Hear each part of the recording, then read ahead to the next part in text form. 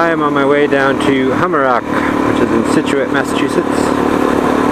We have several friends and family there who all own property,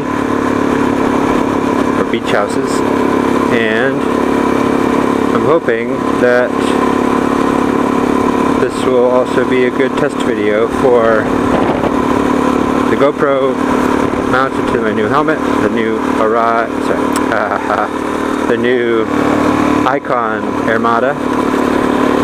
It's a chin mounted GoPro. I put the spot metering on because I was having issues where I would just get completely whited out video footage. Completely white. Turn the spot metering on, hopefully that will resolve that issue. I don't know that it will. I feel like it's a glitch or a bug because it doesn't happen every time. Also, I'm testing out wearing my polarized sunglasses underneath the clear visor of the Icon, and it works better than the showy. The showy visor had some treatment on it. I think it had some UV protection. So the polarization of the sunglasses would not always play nice with the showy clear shield. So I never wore my sunglasses under the showy. But this appears to not have that same problem.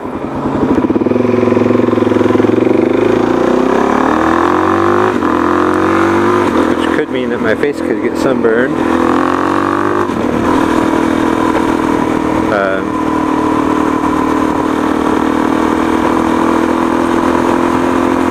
Because there's no UV protection. Google said there's a crash on the highway, but I'm going to take it anyway and hope for the best.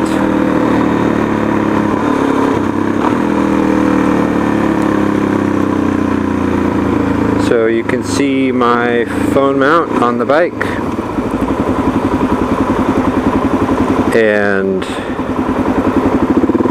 it works out well. It's set up more for my GPS, so I might need to do some repositioning of the ball to sort of tilt the phone back a little bit more so I get less glare. However, it's working out quite well, and having Google Maps on my bike saved me about 15 minutes heading back from the Cape this past weekend, which is exactly why I wanted the phone on the bike, so it could alert me to traffic.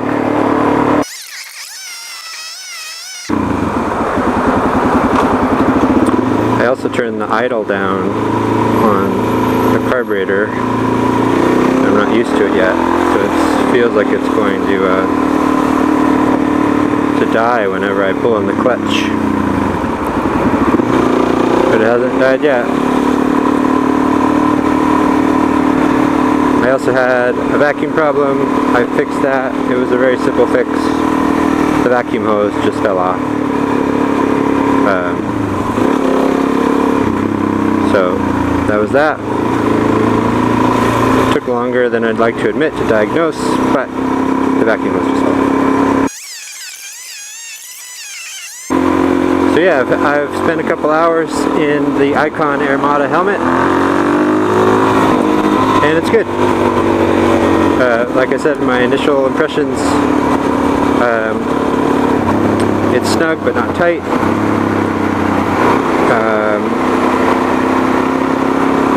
Getting it on and off, especially off, is quite literally a pain.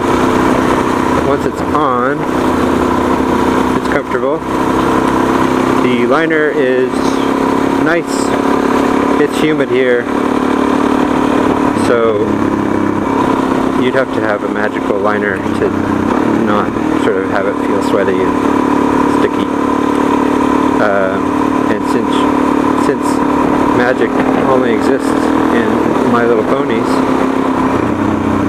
bronies for life, I don't have that liner, that magical liner. It moves air just fine. Maybe marginally better than my Shoei RF1000, but not night and day by any means.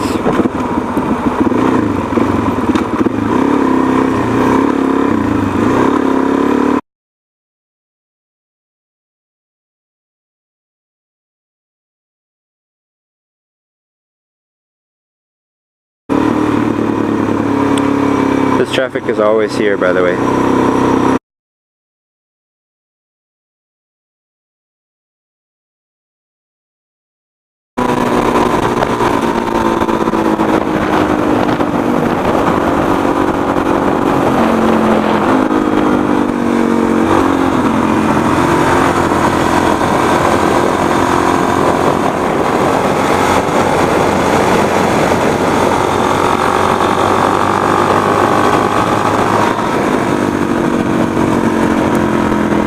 So, some thoughts on the Icon Airmada. I like it. So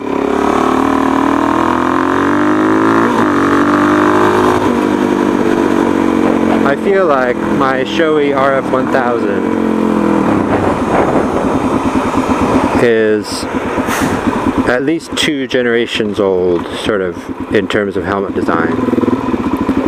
At this point. And the Icon Airmada is maybe 1 generation old at present,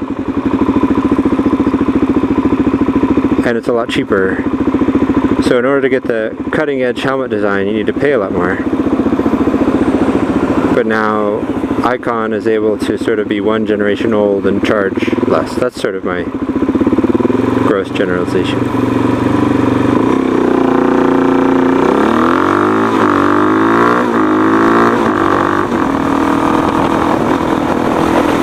Also, the fact that the neck opening is so tight and it's so uncomfortable to take on and off, does make for a much quieter helmet. You may or may not be able to tell that on the microphone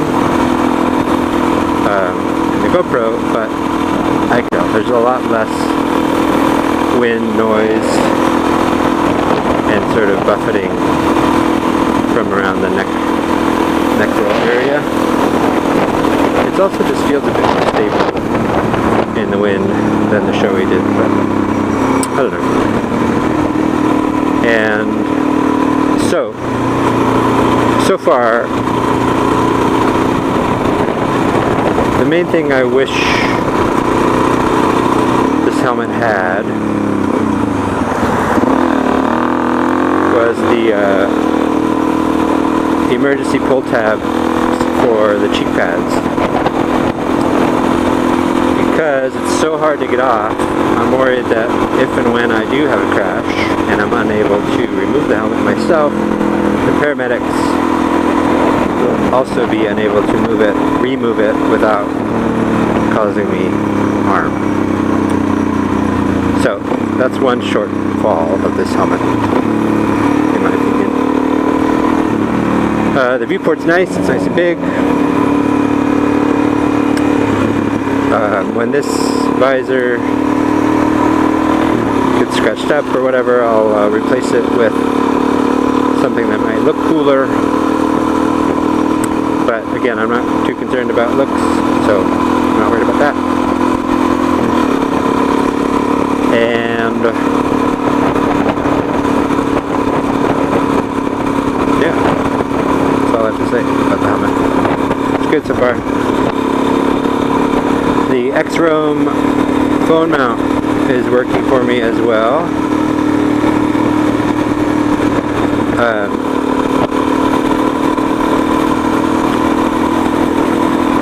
I like having the phone out here. I like I've said before, I like having Google Maps out for traffic information as well as navigation. But most of the time, I know where I'm going. but not always. But I had the GPS for strictly navigation. So this is for,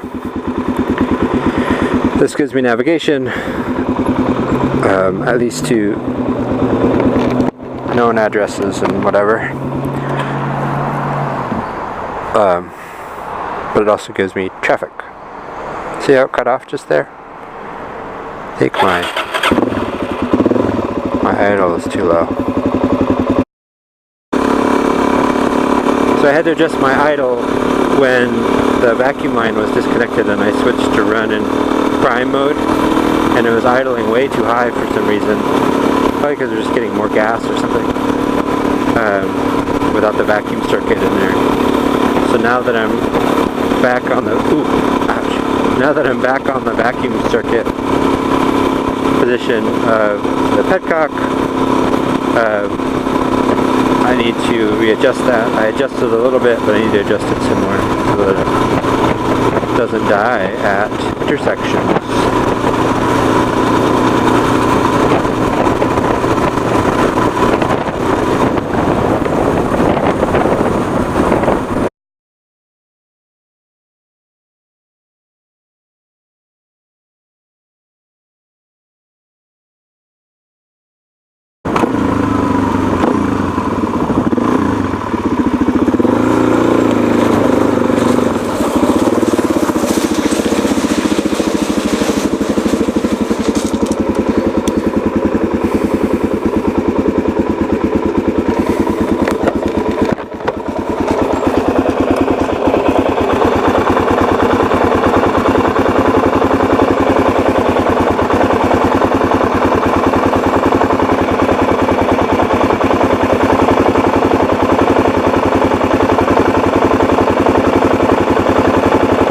Try that.